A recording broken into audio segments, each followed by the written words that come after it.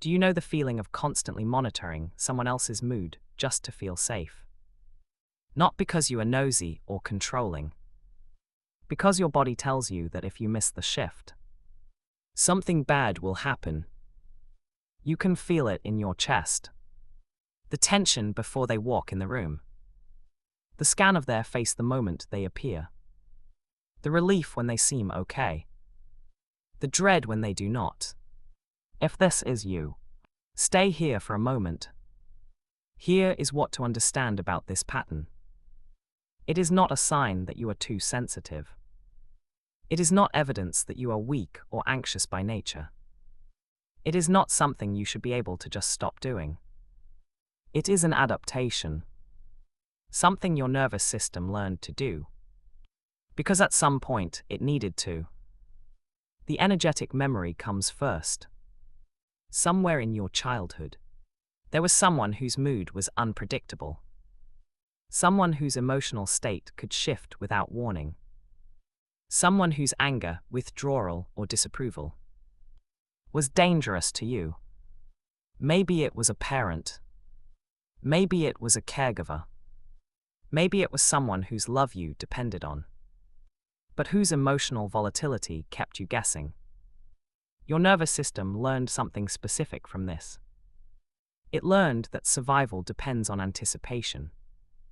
That if you can feel the shift before it happens, you can prepare. You can make yourself smaller. You can say the right thing. You can avoid the explosion. Here is what that means practically. The hypervigilance is not a choice. It is a reflex.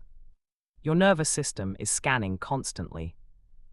For tone, for silence, for facial expressions. For the tiny changes that might signal danger. Even when there is no danger. Even when the person is not a threat. Even when you are in a room full of people who mean you no harm. Your system is still running the old program. Because the old program kept you alive. And your nervous system does not know that the environment has changed. This is the resonance angle. What you are carrying inside resonates with what is outside that matches it. If you learn that safety depends on scanning, you will be drawn to environments and people that require scanning. Not because you want to be on edge, because the familiar feels like home. And people who are steady, predictable, and emotionally safe may feel wrong. Not wrong because they are wrong. Wrong because your nervous system does not recognize them. They do not fit the template. They do not activate the familiar pattern of scanning and bracing. The person who makes you walk on eggshells is not powerful. They are familiar. And the exhaustion you feel is not your fault. It is the cost of a pattern that was never updated. Here is what this pattern is costing you. You are never fully present. Because half of your attention is always on them. Always scanning. Always preparing. You are exhausted. Because constant hypervigilance takes more energy than almost anything else. You have lost touch with what you actually feel. Because you are so busy managing what they feel, that your own emotions have become background noise. And somewhere underneath the scanning, there is a younger part of you that is still waiting for the shift. Still bracing. Still trying to be small enough, quiet enough, good enough to avoid the explosion. In the session that follows, we are going to work with this pattern directly. Not by trying to convince yourself to relax. Not by telling yourself there is nothing to be afraid of. By going into the body, where the scanning lives, and updating what the nervous system believes about safety. The session will guide you through the felt sense of the vigilance. The beliefs beneath the hypervigilance. The younger part of you that learned that your safety depends on predicting other people's moods. And then it will resource that part with something it did not have back then. Your presence as an adult. your capacity to be with what arises, and a deeper truth about who you actually are. Beneath the scanning, let's now go to the integration session. If you know the feeling of constantly monitoring someone else's mood to feel safe, stay here for a moment. Take a slow breath and arrive here. You do not need to analyze anything. Let the words land where they land. Your body will take what it needs. This material is emotionally activating by design. It works by meeting what you are carrying directly. To get the full benefit and stay present rather than overwhelmed, tap gently on a single point as you listen. If you know AFT, you can use all 9 points. But using only a single point, such as karate chop or collarbone, keeps your attention inside the feeling, rather than tracking where to tap next, and is just as effective. And begin. I now recall how this pattern shows up in my life. I believe my safety depends on managing other people's emotions. I assume I am responsible for preventing conflict. I think my value shrinks when someone is upset with me. I tend to disappear in relationships to keep the peace. I expect that being myself will eventually push people away. If this resonates, we will now gently connect with the emotional experience behind this pattern. I constantly monitor their mood to know if I am safe. I feel tense trying to predict emotional shifts. I am always scanning for signs they are upset. I change my behavior based on tiny cues from them. I feel like one wrong move could trigger conflict. I become hyper-aware of tone, silence, or facial expressions. I brace myself around emotionally unpredictable people. I feel anxious before speaking because I fear their reaction. I try to stay small and careful around them. I never feel fully relaxed in their presence, even though this fear of making one wrong move lives here. I acknowledge it as a passing pattern arising in consciousness, not who I really am. I am so scared of getting it wrong. I feel like I am always waiting for the other shoe to drop. I hold my breath without realizing it. Notice how this feels in your body. I think if they go quiet, I must have done something bad. I replay every conversation to check for hidden danger. I hate how small I become. Breathe into that tightness. I wish I could just be normal around people. I feel guilty for even having needs. I tell myself to try harder, to be better, to be invisible enough. Let the body soften a little. I am exhausted from pretending I am fine. I think something is wrong with me for being this afraid. I feel their mood like whether I have to survive. Notice the weight of that. I used to think everyone lived like this. I am so tired of scanning. I feel like I do not exist in my own life. Breathe into the numbness. I am angry that I have to be the one who stays calm. I want to scream, but I swallow it. I notice my mind watching all of this happening. I do not know who I would be without this vigilance. Let yourself feel that loss. I can stay present with this experience exactly as it is. This feeling arises and I am still here. I do not have to fix or escape what I am noticing. Underlying beliefs, asterisk. Perhaps I believe that love is conditional on never causing trouble. Maybe I think my job is to absorb everyone else's emotions so they do not have to feel them. It is possible I believe that conflict means the end of connection. I could be carrying the belief that my true self is too much or not enough. There may be a pattern of scanning for threat because hypervigilance once kept me safe. It is conceivable that I confuse emotional responsibility with care. Possibly I have learned that my feelings do not matter as much as keeping the peace. I might be trying to control the uncontrollable to avoid an old helplessness.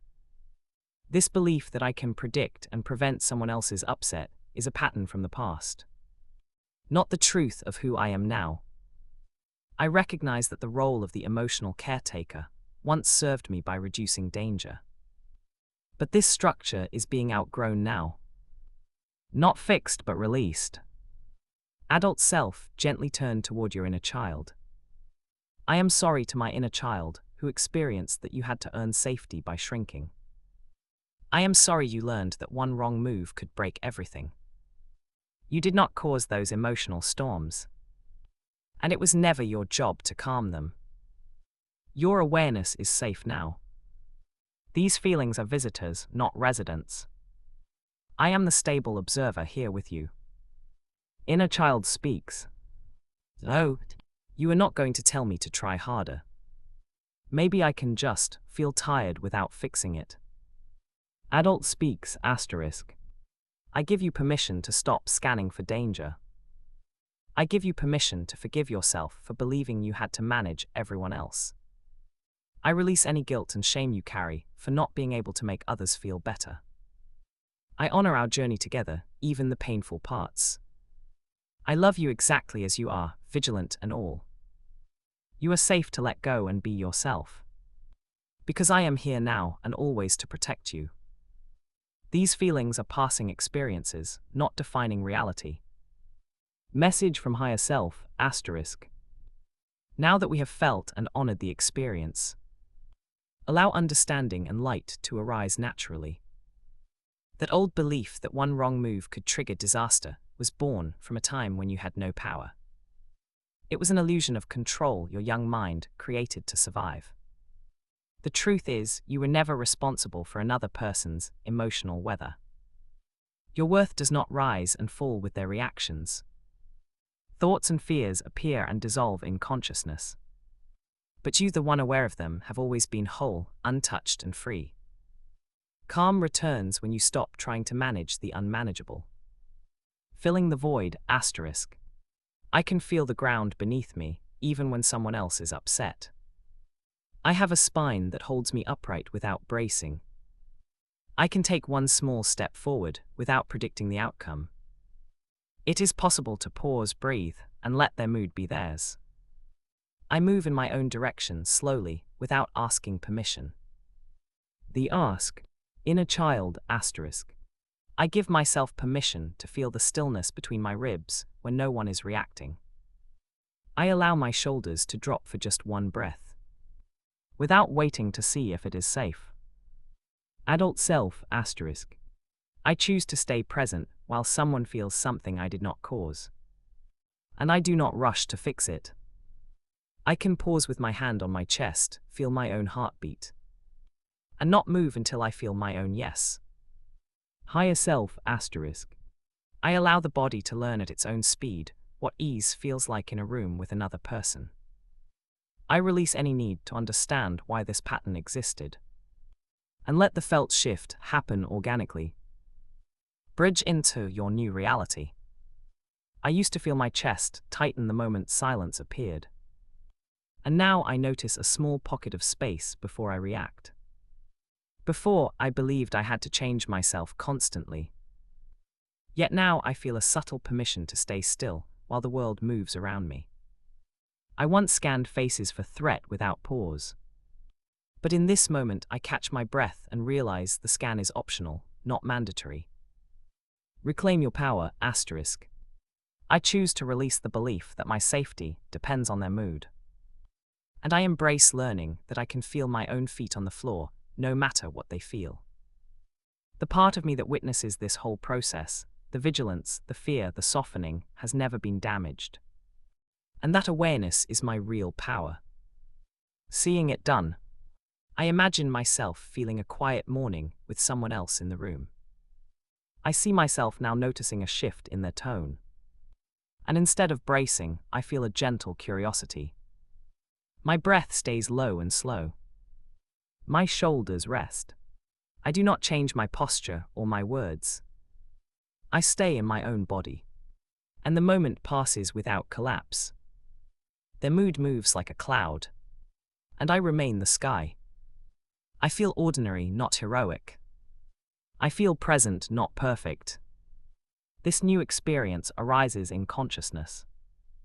And I am the stable witness, watching myself learn to be at ease. I breathe easily even when I do not know how they feel. My body knows how to stay soft and alert at the same time. Like a cat in sun, I belong to myself first. And that feels quietly wonderful. This way of relating, feeling without fixing, noticing without panicking, is simply human. It is safe to feel safe. And that is not dramatic or special. It is just available now. Now experience a new future. I walk into the room and they are there. Normally my chest would tighten right here. I notice the old signal to start scanning. But instead of obeying, I let my breath go down into my belly. My feet feel the floor. I am not doing anything special. I just let the exhale be longer than the inhale. They look up. Their expression is neutral. My mind wants to decode it. I feel the pull to guess if they are upset. But I stay with my breath. I notice my jaw is not clenched. My hands rest at my sides. I do not change my posture. I say a simple hello. My voice sounds normal. I hear it from inside. They respond. Their tone is flat. My stomach flutters. I feel the flutter. I do not fix it. I let it be there like a small bird, landing and leaving. I remember I do not have to answer the flutter. I can just feel my ribs expand. I sit down. I am not small. I am not large. I am just sitting. They sigh. I notice the sigh. I also notice I am still breathing. I do not ask if they are okay. I let the sigh be their sound. My heart beats a little faster. That is fine. I am not in trouble. I have not made a wrong move. I have only sat down. I look out the window for a second. That is allowed. They speak again. Their words are fine. I listen without preparing my defense. My mind is quieter than usual. I feel a strange thing. I am not waiting. I am just here. Their mood shifts slightly.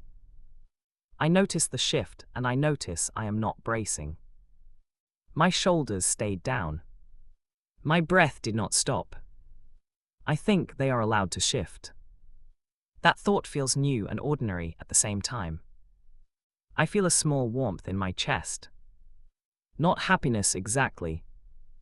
Just presence. The conversation ends naturally. I get up. I walk to the kitchen. My legs feel steady. I realize I did not replay anything. I just moved to the next thing. I feel a quiet satisfaction, like finishing a stretch. Nothing dramatic happened. Nothing broke. I did not disappear. I did not try hard. I just stayed in my body and let them be them. The world did not end. And somewhere inside, my inner child exhales and thinks, "Oh, that's what it feels like." Allow this felt sense to continue integrating naturally in the body and in life. Take a deep breath, feel the shift, and smile. Let this settle gently. There's nothing you need to do right now. You can return to this whenever you feel called. Be gentle with yourself. This practice lands best when it is built around your exact experience. If something came up during this session, a feeling, a memory, a situation that keeps repeating, I can build you a personal audio session for it. Free and made specifically for you. Visit the link in the description to request one whenever you feel called.